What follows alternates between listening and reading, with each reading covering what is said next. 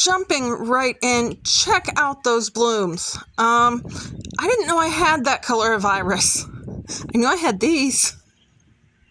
It's been interesting this year since I can't really get out and do much. Things have gotten taken over by weeds to some degree. Not as actually bad as they had been in previous years. I've gotten some blooms on things that I hadn't gotten so far. Obviously the iris and then this peony. And then, as much of a weedy mess as this looks, it's about half, maybe a third iris, a third lilies that I don't want, and a third grass. I do have big plans for that sort of section and this section once I am doing better in terms of the broken foot and able to get out and about. I am getting much, much closer. I just need to get things in alignment. I've got a bone that is going out of alignment that was not one of the broken ones. Obviously compensating. Anyway, snapdragons, another new one this year. These are gladiolus. We'll get blooms on them later.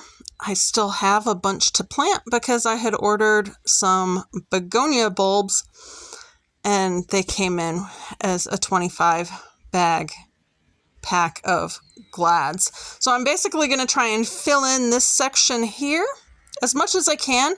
I do have some fiber that got buried in there. Obviously we will be getting rid of the poison sumac and cleaning up this. I planted spearmint in that section under the tree before it was under a tree. Of course, it much prefers it away from the tree. But I also found out that I am sensitive to spearmint. So I am trying to pull that as much as possible. But then, I don't know. I need a good cleanup out here and I just haven't been able to get to it because of the foot. Lovely. Sumac.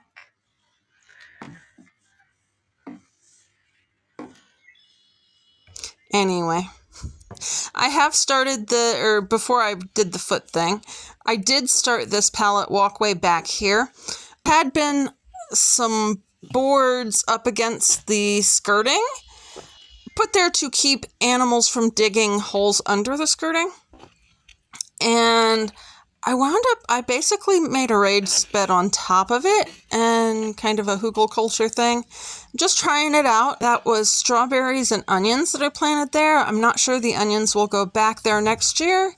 Even starting with sets, they don't seem to be bulbing out a whole lot, but I also haven't gotten a good look at them yet. So this is the asparagus bed. It is looking really good. I am debating about putting in some more asparagus to get it started because we do like our asparagus. We should actually be able to get a harvest off of that next year, hopefully. I don't know. Maybe it'll take another year. I've heard that it needs to be about the size of a pencil before you can pick it. I don't know how much it will. It's one of those things where it does get shade in the summer more.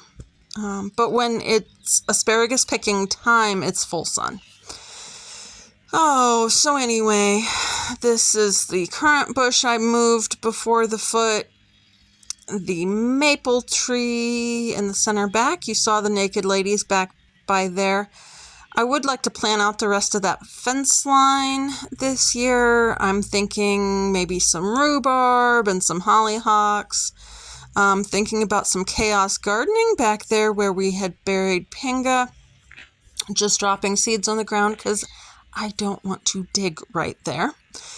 Unfortunately, we have just sort of let some crops go this year. Those black raspberries are ripe now. And the cherries, it's been a heat wave. I don't have the time or I guess I've got the time. I don't have the energy in the heat to go pick everything and deal with it. So the birds are getting it this year. I have yet to get this back section planted, so that will be on the agenda as well. I I do believe we've actually already started filming some June garden tour, so that'll be interesting for you guys to see. We have added, there's a couple of bell peppers back here, a couple of tomato plants that you just saw, and then jalapeno peppers out front. The comfrey has, well, this was before the first chop. I don't actually know where it went to because I don't think it made it into the compost bin. I think he just sprinkled it all over the yard, so not sure that's going to be great for the mowing since I prefer not to fertilize the yard, but you know, it is what it is. Now, I will say that the spiderwort has done amazingly this year. I do love it in this location, and I still have some to rescue from the front of the house that is looking very sad right now. And Mr. Citrus had a fruit and then didn't have a fruit and has defoliated quite a bit and is pushing new growth. We do know we had a spider plant issue over winter. Well, I mean, it probably came in with the spider mites. Yeah, anyhow. There are the peppers. And we've had both white and the lemony yellow snapdragons. My son likes the snapdragons. He wasn't a fan of the yellow, but I don't know.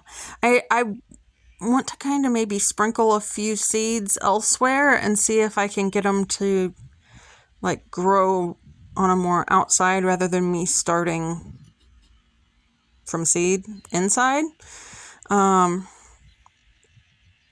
they just seem to take so long. Those are the spiderworts in there. You saw a glimpse of purple that needed rescued. I do have peony cages on the glads now that the young one was able to put out there.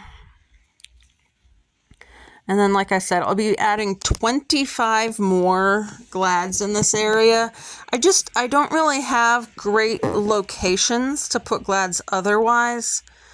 Although I have considered planting them sort of behind the naked ladies in the back. I think that would actually give them a fairly decent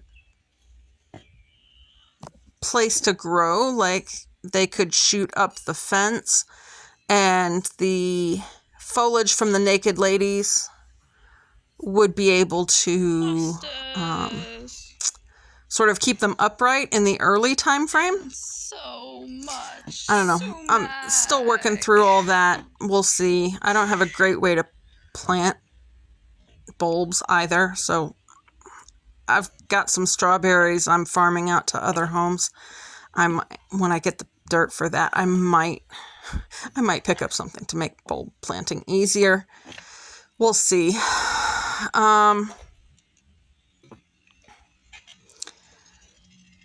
Yeah.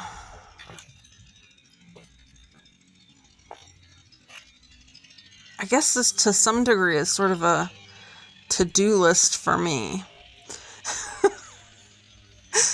Obviously, I need to just kind of go through once over, and I have started doing a once over on pulling weeds and stuff. But for now, have a great week.